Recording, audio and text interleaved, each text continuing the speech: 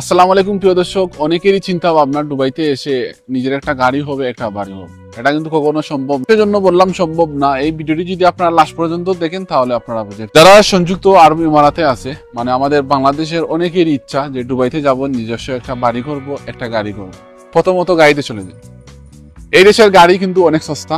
আমাদের বাংলাদেশের তুলনামূলক এই দেশের গাড়ি অনেক সস্তা। সেকেন্ড হ্যান্ড গাড়িগুলো রয়েছে। দেশে যদি আপনারা একটা হাইস্ট গাড়ি কিনতে চান, মানে 5 বছর পুরনো, এটার দাম হবে আপনার 30 থেকে 35 লক্ষ টাকা। এই দেশের হচ্ছে এই বিষয়টা হচ্ছে একটু ডিফারেন্স। এই দেশের সেকেন্ড হ্যান্ড গাড়ি কিন্তু অনেক সস্তা, কিন্তু গাড়ি থেকে গাড়ির ড্রাইভিং লাইসেন্স নিতে গেলে অনেক টাকা চলে যায়। যারা সংযুক্ত আরব ইমারাতে আছেন অনেকেই জানেন এই বিষয়টি, যে এই দেশে গাড়ি থেকে ড্রাইভিং লাইসেন্স নিতে গেলে অনেক টাকা চলে যায়। গাড়ি কিন্তু অনেক সস্তা। সেজন্য বললাম দুবাইতে এসে গাড়ি বাড়ি নিজস্ব করা এটা সম্ভব না।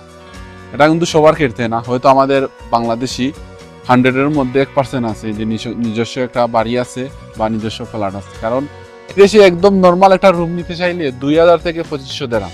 তো 2000 থেকে 2500 দেরামে বাংলার প্রায় 65 থেকে 70,000 টাকা। পরে হচ্ছে বাড়ি। আপনারা যদি এই দেশে একটা বাড়ি নিতে চান, বছর চুক্তি, 1 বছরে আপনার আসতে পারে এই দেশের 1 লাখ 1.5 লাখ দেরাম। তো বুঝে নেন বাংলার কত টাকা। বাংলার প্রায় 50 থেকে 60 লক্ষ টাকা 1 বছরের ভিতরে আপনারা ভাড়া আসতে পারে।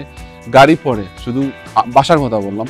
তো এই জন্য সম্ভব না। দেশে যারা উঁচু লেভেলে আছে, বড় বড় ডাক্তাররা, ইঞ্জিনিয়াররা, ওরা চাইলে এগুলো নিতে পারে। সবার জন্য কিন্তু সম্ভব না।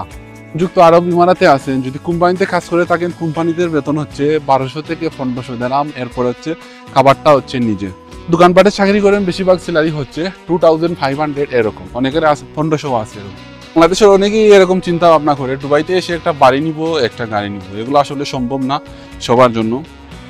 যারা উঁচু লেভেলের আছে, উচ্চ শিক্ষিত, ইঞ্জিনিয়ার, এরকম ডাক্তার, ওরা হয়তো নিতে পারে। বিষয়টি হয়তো আপনাদেরকে আমি বুঝাইতে পারছি। আমি আবারও বলতেছি, এই দেশে যদি আপনারা নিজস্ব গাড়ি বাড়ি নিয়ে থাকতে চান, প্রত্যেক বছরে আপনাদের খরচ আছে 2 থেকে 2.5 লাখ দেরহাম। তো বাংলাদেশের হয়ে যায় প্রায় 60 লক্ষর মতন। আমি একটু আইডিয়া করে বললাম। তো 60 লক্ষ টাকা আপনারা এই দেশে কিসের জন্য খরচ করবেন? এই টাকা এই দেশে খরচ না করে আমি মনে করি বাংলাদেশে কিছু একটা করার জন্য ওটাই হচ্ছে বেস্ট অপশন। আমি আমার পার্সোনাল কথা বলতেছি, অত টাকা এই দেশে খরচ করে আমার লাভটা কি? আমি এই টাকাগুলো যদি দেশে ইনভেস্ট করি, তাহলে আমি ভবিষ্যতে অনেক কিছু করতে পারবো, নিজের দেশের জন্য অনেক কিছু করতে পারবো। যারা সিঙ্গল ফ্যামিলি নিয়ে থাকতে চান, ওদের কিন্তু টাকা অনেক খরচ কম। আমি মনে করি এই দেশে যারা আছেন সিঙ্গল ফ্যামিলি নিয়ে, ছোট একটা ফ্ল্যাট নিয়ে নেন, একটা গাড়ি নিয়ে নেন, মৃত টাকার মধ্যে এই দেশে আপনাদের লাইফ মানে এই যেভাবে কাটাইতে হবে। ভালো থাকেন, সুস্থ থাকেন। এই পর্যন্ত ছিল আজকে আমার ভিডিও। খুদা হাফেজ।